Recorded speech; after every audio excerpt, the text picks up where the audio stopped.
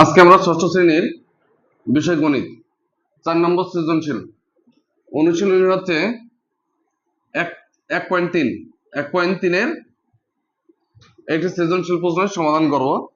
1008 এবং 998 4 অঙ্কের ক্ষুদ্রতম সংখ্যা ও 3 অঙ্কের বৃহত্তম সংখ্যা, যাদের প্রত্যেক একক ঘরের অঙ্ক হচ্ছে 8। একক ঘরের অঙ্কটা হচ্ছে 8। একক ঘর এখানেও 8 আছে, এখানেও 8 আছে। গসাগু কাকে বলে? প্রথম প্রশ্ন হচ্ছে গসাগু কাকে বলে?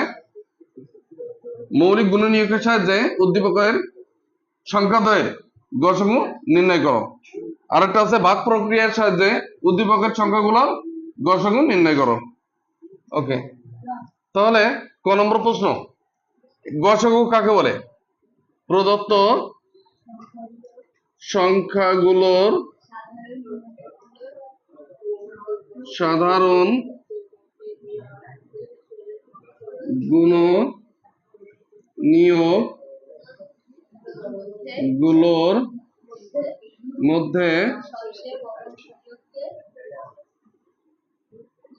সবচেয়ে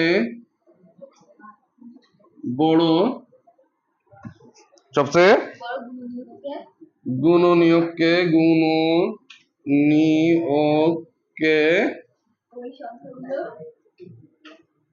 ওই সংখ্যাগুলোর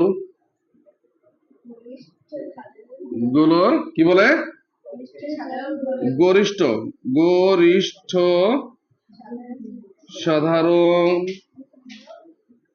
সাধারণ গুণনীয়ককে গসাগু বলে বা গসাগু বলে, গুণনীয়ক বা গসাগু বলে, তাই তো? বা গসাগু বলে। এবার দেখি আমরা কি লিখলাম। প্রদত্ত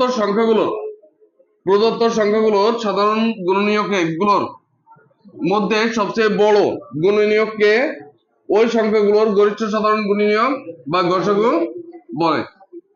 এটা বুঝতে কার সমস্যা স্যার? ক নম্বর প্রশ্নটা কি আছে দেখো। মৌলিক গুণনীয়কের সাহায্যে উদ্দীপকের সংখ্যাদ্বয়ের গসাগু নির্ণয় করো। কি আছে প্রথম সংখ্যাটা? 1008। 1008 এর 2 দিয়ে ভাগ করলে কি আছে? 5 দুগুণে 10, 504 না? 504। এখন আবার 2 দিয়ে ভাগ দিলে কত আছে? 25 দুগুণে 50, 2 দুগুণে 4, আবার 2 দিয়ে যাচ্ছে 12 দুগুণে 24, 6 দুগুণে 12, আবার 2 দিয়ে যাচ্ছে 6 দুগুণে 12, 3 দুগুণে 6, এবার 3 দিয়ে যাচ্ছে 3 দুগুণে 6, 3 একে 3, আবার 3 দিয়ে যাচ্ছে 321। বুঝতে পারছো না? আবার কত আছে? 9, 9, 8। কততে ভাগ যাচ্ছে? 2 দিয়ে। 4 দুগুণে 8, 9 দুগুণে 18, 9 দুগুণে 18, আবার 9 দুগুণে 18, 499। 499 কি আর কোনো সংখ্যা দিয়ে ভাগ করা যায়? কোনো সংখ্যা দিয়ে ভাগ করা যাবে না।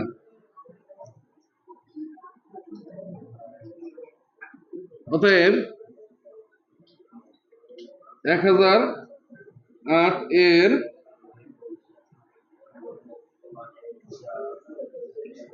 মৌলিক গুণনীয়ক গুলো হলো, বলতেন 1008 এর মৌলিক গুণনীয়ক গুলো কি কি? 2, হ্যাঁ 2 কমা দিই আমরা, 2, 2, তারপরে কত আছে? 2, তারপরে 2 কটা? 4টে। 3 কয়টা? আর একটা আছে 7, তাই তো? একইভাবে 998 এর মৌলিক গুণনীয়ক গুলো হলো 2, আরেকটা কি? 4, 9, 9। তাহলে মিল আছে কি বলো দিন কিনে? শুধু 2 রয়েছে না? হ্যাঁ, শুধু 2 আছে তো এখানে, মিল 2 আছে না? এইভাবে অতএব 1008 ও 998 এর গসাগু 2। এটা বুঝতে পারছো? হ্যাঁ, এইভাবে আমরা আগের অঙ্কগুলো করেছি না গসাগু নির্ণয়ের ক্ষেত্রে। ওকে, তাহলে এই অঙ্কটা তোমরা তুলে নেবা, ঠিক আছে? এই অঙ্কটা তোমরা তুলে নেবা, বা ওখান থেকে আমাদের ভিডিও আছে, ভিডিও চলছে আমাদের পেজ থেকে, তোমরা এসে এই অঙ্কটা দেখে নিতে পারো, ঠিক আছে? ওখান থেকে দেখে এই অঙ্কটা করে নিবা, ঠিক আছে? কারো বুঝতে সমস্যা হলে আমার কাছে অবশ্যই বলবা যে এটা বুঝতে সমস্যা আছে। তারপরে অঙ্কটায় আসি আমরা গ নম্বর অঙ্কটায় আসি। হ্যাঁ, এটা সমস্যা আছে কোনো? পারবে না আন্দাজে? ওকে, মুছে দিলাম তাহলে। হ্যাঁ,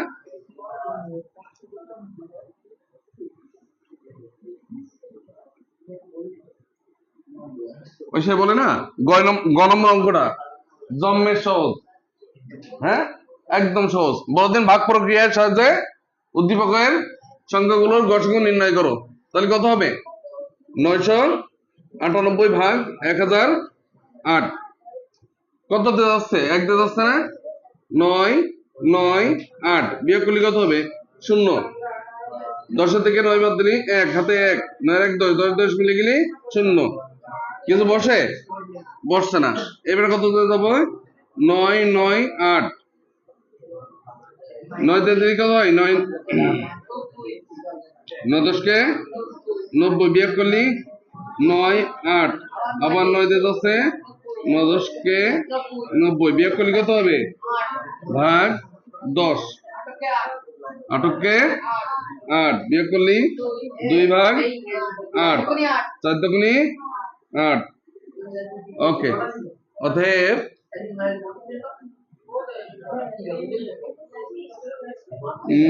সর্বশেষ ভাজক যদি আমরা লিখি, সর্বশেষ